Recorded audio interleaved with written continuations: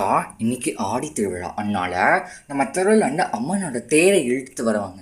அதனால இன்னைக்கு ஆடி திருவிழா ஆடுமா அம்மனோட தேரை இந்த தெருக்கு எடுத்து வருவாங்க.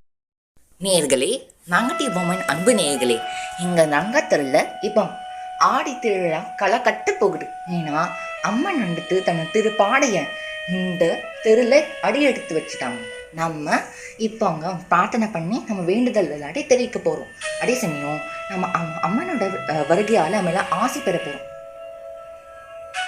ஆமா நேயர்களே, உங்கள் ஆடி திருவிழாவை நீங்கள் எப்படி கொண்டாடினீங்கன்னு சொல்லிட்டுன்னு மறக்காமல் உங்கள் கமெண்ட் செக்ஷனை பதிவு பண்ணிடுங்க.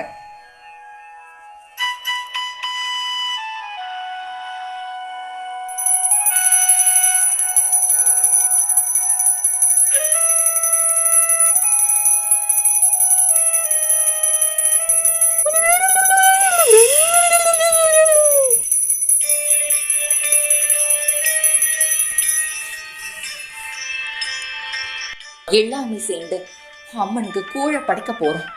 எல்லாரும் மனசார சாமியை அம்மனை வேண்டிக்கோங்க. உங்களோட பிரச்சனைகள், உங்களோட சங்கடங்கள் எல்லாத்தையும் அம்மனுக்கு தெரிவிச்சுடுங்க. ஆமா ஆமா, அப்படின்னா அம்மன் எல்லா பிரச்சனையும் தீர்ப்பாங்க. ரம்யா சொன்னது கரெக்ட் தான். ஆனால் நெல்ல நான் சொன்ன சீக்கிரம் பண்ணுங்க.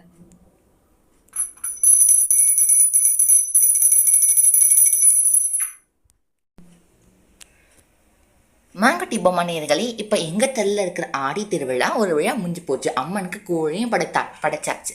இப்போ நம்ம எல்லாமே சேர்ந்து இந்த கூழை குடிக்க போகிறோம். நேர்களே, இந்த வீடியோ இதோட முடிஞ்சது. இந்த எபிசோட் 3 மாதம் கழிச்சு இந்த எபிசோட் போடுறோம்ல.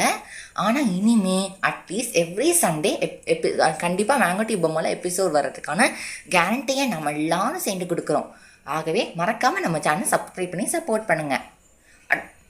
நம்ம வீடியோஸை நீங்கள் எல்லாருக்குமே ஷேர் பண்ணணும், லைக் பண்ணணும், ஈவன் கமெண்ட்ஸ் பண்ண நம்ம வீடியோ எப்படி இருக்குன்னு சொல்லிட்டுங்க மறக்காமல் எல்லாரையும் பண்ணிவிடுங்க.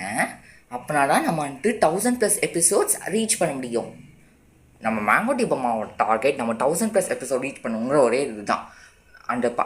அதில் எத்தனை தடைகள் இருந்தாலும் சரி.